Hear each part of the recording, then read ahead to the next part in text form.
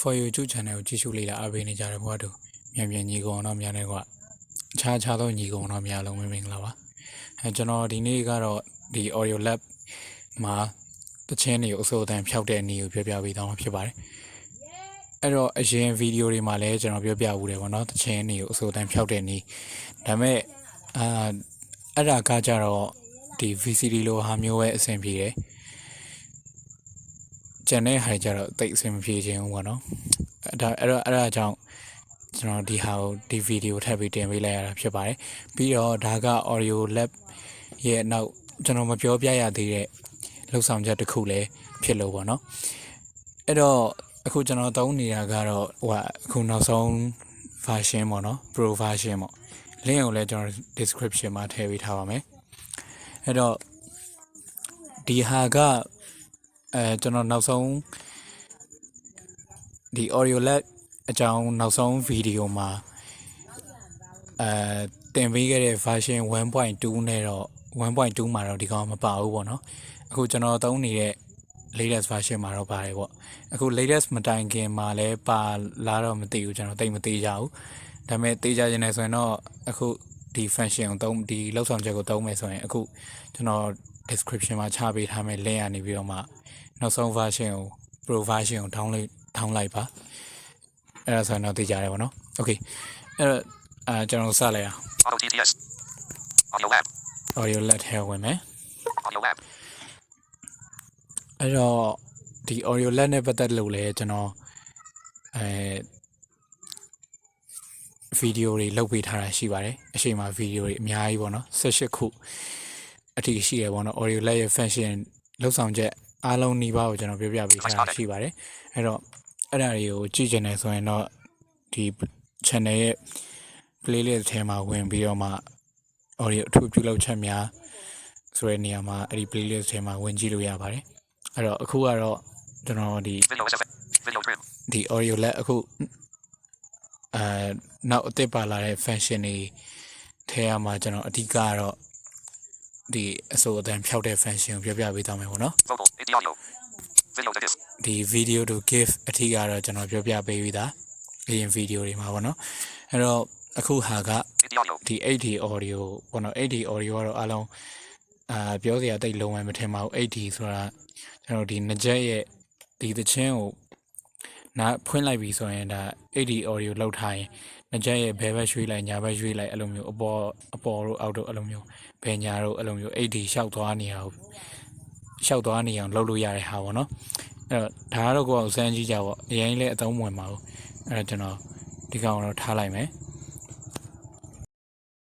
ဟုတ်ပြီအဲ့တော့ဒီမှာ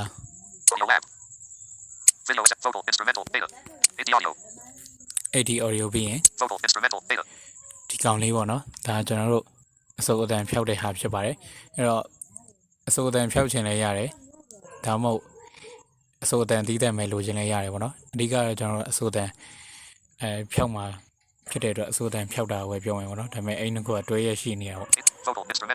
okay ဒီကကျွန်တော်တို့ internet ဖွင့်ထားဖို့တော့လုပ်မယ်အဲ့တော့ internet နဲ့အလုပ်လုပ်တယ်ပေါ့နော်အဲ့တော့ဒီမှာ okay ပေးလိုက်မယ်ပေါ့နော် back button ရဲ့အပေါ်တဲလောက်မှရှိတယ်အဲ့တော့ okay ပေးရပြီဆိုရင်ထုံးစံအတိုင်းပဲကိုယ့်စီမှာရှိတဲ့ဥစ္စာတွေကြာလာမယ်ပေါ့နော်ဒီမှာကျွန်တော်တို့ထုံးစံအတိုင်းပဲ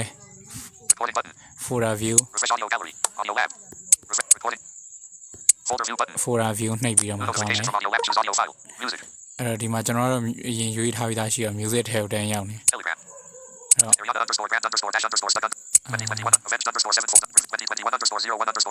ကျွန်တော်ဒီတစ်ပုတ်ကိုရွေးလိုက်မယ်အဲ့ဆိုရင်ခဏလေးစောင့်အောင်မယ်ပေါ့နော်အဲ့တော့ခုနနေရာမှာကိုရွေးချင်တဲ့တခြင်းတစ်ခုကိုရွေးလိုက်ပေါ့ကိုအတန်ဖြောက်ခြင်းနဲ့အစိုးအတန်ဖြောက်ခြင်းနဲ့တခြင်းပေါ့အဲ့တော့ခဏလေးစောင့်နေရတဲ့အချိန်မှာကျွန်တော်ဝင်နေတာတော့ကျွန်တော်တို့ for you YouTube channel subscribe မလုပ်ရသေးရင်လုပ်ထားဖို့နဲ့ Facebook နဲ့ Telegram မှာလည်း join ထားဖို့ပြောချင်ပါတယ်အဲ့ဒါမှဒါကျွန်တော်တို့ for you ကတင်ဆက်သမျှနေပညာနဲ့ပတ်သက်တဲ့အကြောင်းအရာတွေကိုချိန်နဲ့တပြေးညီသိရှိနိုင်မှာဖြစ်ပါတယ်အဲ့တော့ link တွေကို description မှာလည်းချထားပေးသလို ဒီကျွန်တော်တို့ channel ရဲ့ about ထဲဝင်လိုက်ရင်လည်းအဲ့ဒီမှာ link နေရှိရပါတော့ဆိုတော့ဒီမှာကျွန်တော်ခုနတင်လိုက်တဲ့ဟာကို play ပြမယ်နော် play ကြည့်မယ်အဲ့တော့အစိုးအတန်ပါတယ်ဆိုတာကို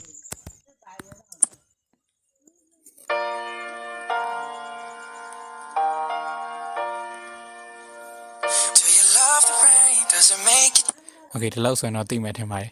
ကျွန်တော် copyright ညီမှာလည်းကြောက်ရသေးတယ်ဗောနော်ဆိုတော့ဒီမှာ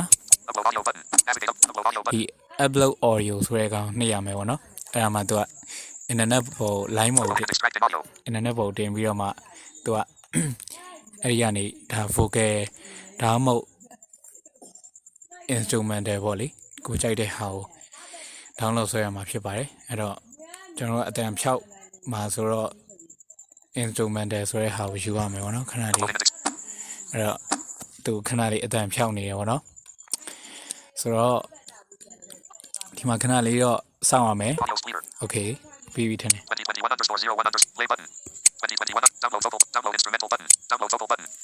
download vocal နဲ့ download instrumental ရှိတယ်ဗောနော်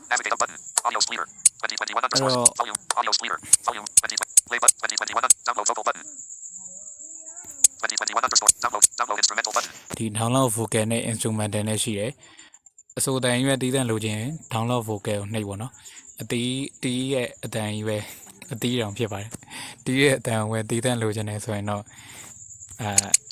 ဒီ download instrumental ကိုနှိပ်ပေါ့နော်ကျွန်တော်ဒီ download instrumental ကိုနှိပ်လိုက်မယ် internet တော့လိုတယ်ပေါ့နော်ကျွန်တော်ခုနပြောတဲ့အတိုင်းဒါ download ဆိုရနေရပြီdownloaded successfully ဆိုရင်ရပြီ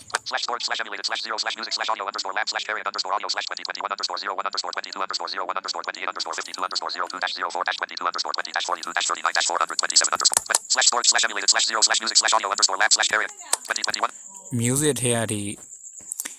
audio lab ထဲကဟွာ carrier ပါလဲမသိဘူး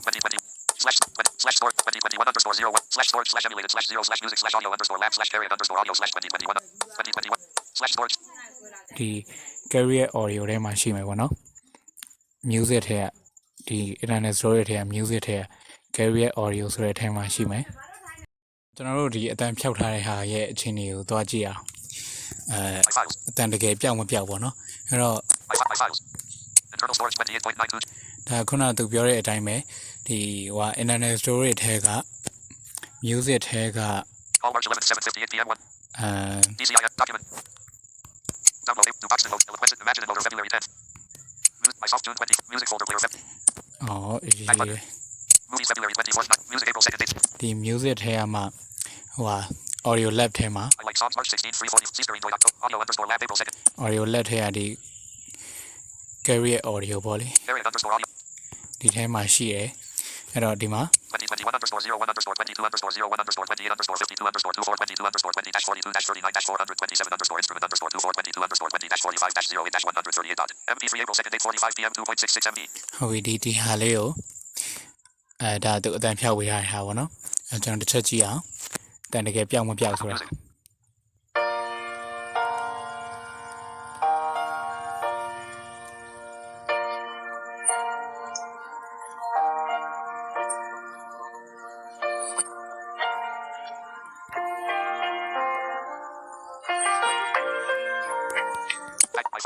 โอเคဒီလောက်ဆိုရင်တော့ရပြီထင်ပါတယ်เนาะကျွန်တော်ခုနကဒါအတန်မဖြောက်ရသေးတဲ့ဥစ္စာကိုလည်းဖွင့်ပြပြီးဖြစ်တဲ့အတွက်ဒါအားလုံးအတန်